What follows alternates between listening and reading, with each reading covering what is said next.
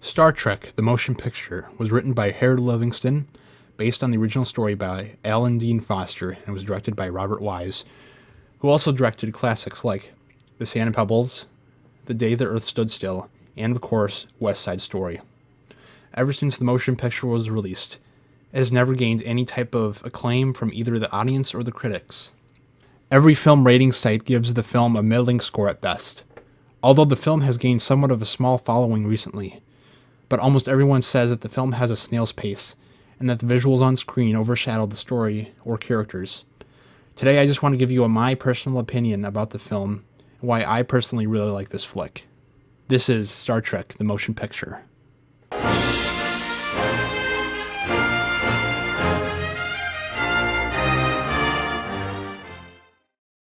First of all, I want to address the conception of there not being any character development or any solid characterization in this effects-heavy film. I mean, it's not as great as Star Trek II, but it's nowhere as close as bad as Transformers 4. First, I want to look at the character of Admiral James T. Kirk.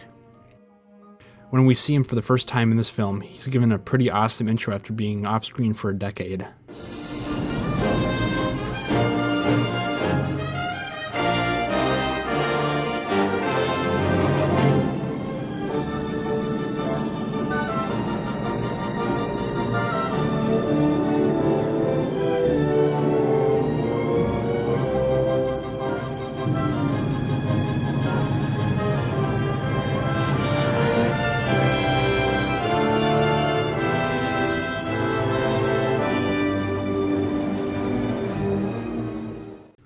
We then find out that he is desperate to command the Enterprise again.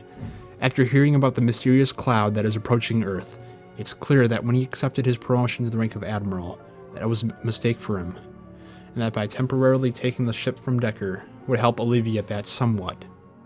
It's also pretty obvious that Kirk is trying to reclaim who he was, but his years as a paper-pushing Admiral has changed him somewhat. For the first act of the film, Kirk has a stick up his ass and has no problem getting to confrontations with both McCoy and Decker. Fortunately for Kirk, he begins to realize this after the Enterprise is caught in a wormhole and he almost destroys the ship through his own unfamiliarity of the redesign. After this event, Kirk slowly mellows. This is shown by his interactions with V'ger, Spock, McCoy, and Decker. He eventually becomes the character that he was back in the original series. At the beginning of the film, Spock is seen on Vulcan receiving the Kolinar, purging of all emotion, eliminating any human emotions that he has left in him. Just before he's about to receive it, Spock senses V'ger in space, calling out to him somehow.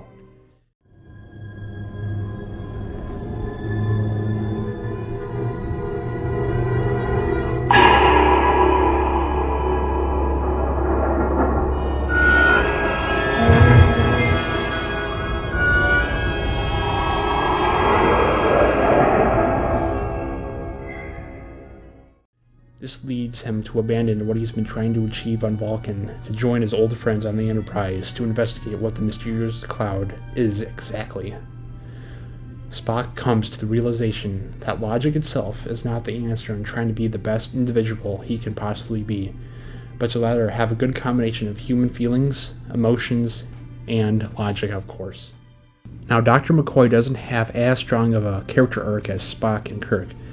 I suppose there is something that the writers touched on briefly about McCoy losing faith in Starfleet and living in retirement, but Kirk is able to convince him to return because of their friendship. At least, I think that's what they're going for. It's nice to see him be a good balance between all three of them.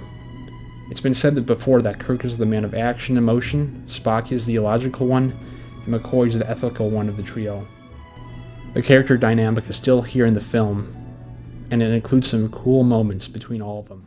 Spock, this child is about to wipe out every living thing on Earth. Now, what do you suggest we do? Spank it. It knows only that it needs, Commander. On Vulcan, I began sensing a consciousness from a source more powerful than I have ever encountered. Thought patterns of exactingly perfect order. I believe they emanate from the intruder. I believe it may hold my answers. Well, isn't it lucky for you that we just happen to be heading your way? Bones. We need him. This character dynamic is probably why Star Trek is able to reach so many people. The characters have always been very relatable, even though the series takes place around 200 years in the future. The supporting characters include Scotty, Sulu, Uhura, Chekhov, and Chapel, who all returned from the original series. The actors all do a solid job in returning to their old characters. I do wish Scotty had a bit more screen time because he's always been a fun character to watch. The newcomers to the crew include Commander Decker and Lieutenant Ilia. Both Stephen Collins and Persis Kambata do a fine job in their roles and added new elements into the usual mix. Now, let's talk about V'ger, the mysterious antagonist of the film. I actually really like the concept, and I think it works well with the film and is definitely Star Trek. The film does a great job in setting up how dangerous this cloud is by showing the destruction of 3 Klingon ships, the Epsilon space station.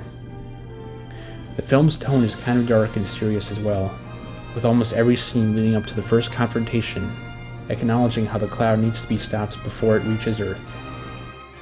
After the Enterprise gets captured by V'ger, the crew slowly discovers what the cloud is and what it wants to achieve. V'ger was apparently a space probe called Voyager 6, which was discovered by a planet of living machines. Not the Borg, everyone. The machines gave V'ger consciousness, and the machine returned to Earth in hopes of finding the creator to ask what it was exactly. Which is actually the same question that Spock and Kirk have to answer as well, which creates a fascinating situation. Kirk and Spock eventually find that answer, but V'ger ultimately has to decide that for itself. The third act is when the situation grows more and more interesting. V'ger acts like a child who is in search for answers and has no prior experience to draw back on. Kirk and V'ger seem to be playing poker here, with Kirk being an expert card player with an awful hand but knows that he needs to bluff to win. V'ger has the upper hand throughout the situation but keeps folding because of its lack of expertise. Kirk is able to make his case to V'ger that in order for V'ger to receive what it's looking for, Kirk and the crew have to present it to V'ger itself. Kirk, Spock, McCoy, and Decker discover the truth about V'ger. Spock comes to the conclusion that V'ger must evolve because of its abundant knowledge, which leads to Decker somehow joining with V'ger to create a new life form. This draws more questions than answers, but that's the beauty of this film. Not all of your questions will be answered in life, and they never will be. We just have to use our imagination. Now that I've touched on what the film ultimately means for me, I'm going to talk about my appreciation of the qualities that this production has. First of all, I do believe that the screenplay that was written by Harold Livingston was pretty good, but the pacing of the film can be a bit jarring to what's on the page. The characterizations of the characters are very accurate to the original TV show, which I very much appreciate. Robert Wise was a great choice as director, as he was able to create some great scenes that was really underappreciated. The way that he directs the confrontation between Kirk and the V'ger probe on the bridge, I thought was very well blocked and acted. He really made this scene pretty cool to watch. The visual effects are also up to a very high standard, and this may be one of the best looking films of all time. The dry dock scene is done to perfection, and the scenes inside the cloud are very detailed and well done. I should also mention that the film has introduced my favorite version of the Enterprise. The cinematography by Richard Klein is great and is very creative, since about 80% of the film takes place on the bridge of the Enterprise. My favorite scene that Klein shot was the interaction with V'ger itself. Each scene is interesting to look at, and the lighting in each scene has a lot of nice mid-key shots. I know that mid-key isn't a term, but I can't really put the low or high-key label on the film. It's just in between.